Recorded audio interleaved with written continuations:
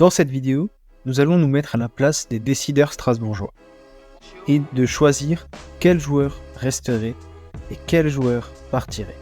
Mais aussi, nous proposerons quelques joueurs pour pouvoir étoffer l'équipe. Pour les gardiens, c'est assez simple. Nous pensons qu'ils peuvent tous rester. En effet, Mats Sels en numéro 1, Ala Bellarouche numéro 2, qui sera en concurrence avec Robin Reisser, qui va revenir de prêt en fin de saison, et Alexandre Pierre en numéro 3. En effet, chacun remplit son rôle et pas besoin de changer. Pour les défenseurs centraux, nous pensons qu'il faudrait garder Lucas Perrin, Ismaël Doucouré, Abakar Silla et Seydou Sow. Ces quatre-là font la paire et ont leur place dans l'équipe. Il faudrait malgré tout voir à ce que Sow puisse jouer un peu plus quand même. Nous prêterions un défenseur central. En effet, nous prêterions Steven Basseya. Celui qui est venu en provenance de Nancy cet été n'a pas encore joué avec le Racing et donc nous pensions qu'il pourrait jouer autre part en prêt. Dans le cadre d'une vente, nous enverrions un seul défenseur central. En effet, nous vendrions Jairzinho Dempsey. Celui qui est arrivé en 2021 pourrait partir avec notamment des offres de certains clubs de hauteur de 6 millions, ce qui est assez inespéré, on va pas se mentir. Pour les arrières gauche, nous garderions seulement Thomas Delaine. En effet, c'est le seul qui montre des bonnes choses. Par contre, nous vendrions Edouard Sobol, lui qui n'a jamais réussi à s'imposer à Strasbourg. Il y a des offres qui viennent pour lui en provenance de Belgique. C'est pourquoi nous pensions qu'il faut arrêter le massacre et le vendre. Ça serait mieux pour le joueur comme pour le club. Nous ferions partir aussi Maxime Bastian, lui qui n'a jamais eu sa chance et qui n'a pas encore joué cette saison en Ligue 1. Pour les arrières droits, nous garderions Frédéric Gilbert, mais aussi Marvin Senaya. En effet, ces deux-là remplissent les attentes et ont même montré cette saison qu'ils peuvent dépanner l'un comme l'autre en tant qu'arrière gauche quand il n'y a personne à gauche.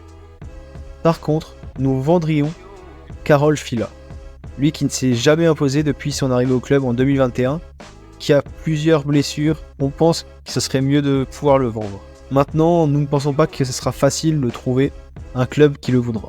Au poste de milieu défensif, nous garderions Ibrahima Sissoko, Junior Mwanga et Jesse Deminguet.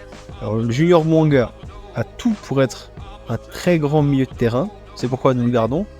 Ibrahima Sissoko, malgré qu'il soit en fin de contrat, a montré de belles choses lors des derniers matchs, à voir si ça va continuer.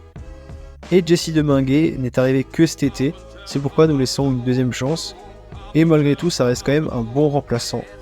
Maintenant, nous vendrions Sanjin Persic, celui qui était le maître à jouer du club lors de la saison avec Julien Stéphan, ne joue quasiment plus.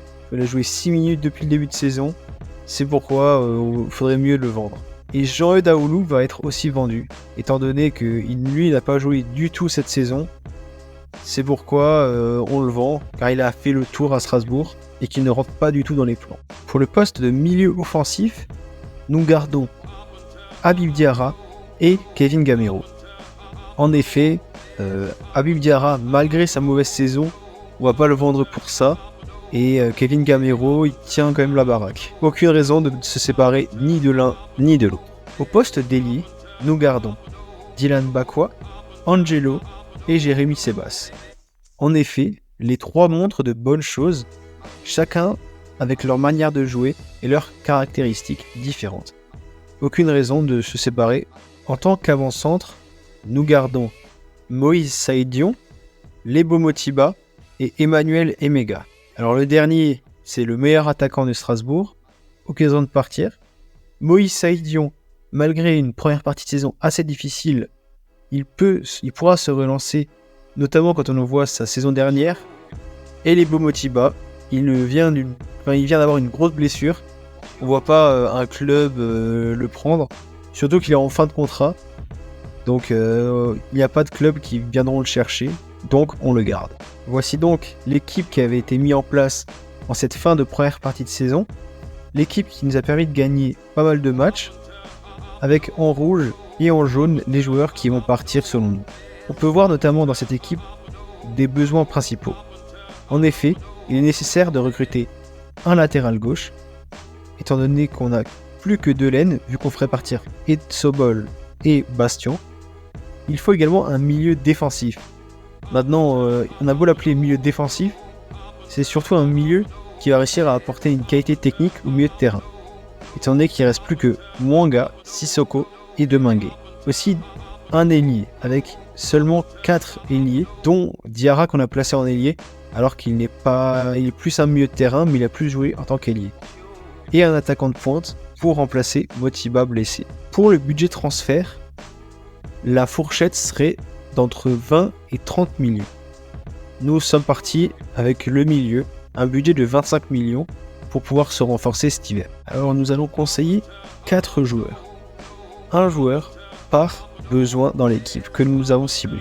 Alors le premier joueur est un latéral gauche et c'est Luka Netz. Lui qui est un titulaire au Borussia Mönchengladbach.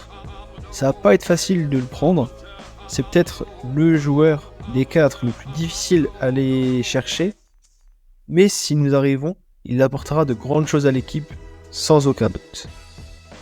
Nous avons choisi un budget de 10 millions. Parce que sa valeur est de 10 millions. Ça sera sûrement un peu plus pour le faire bouger.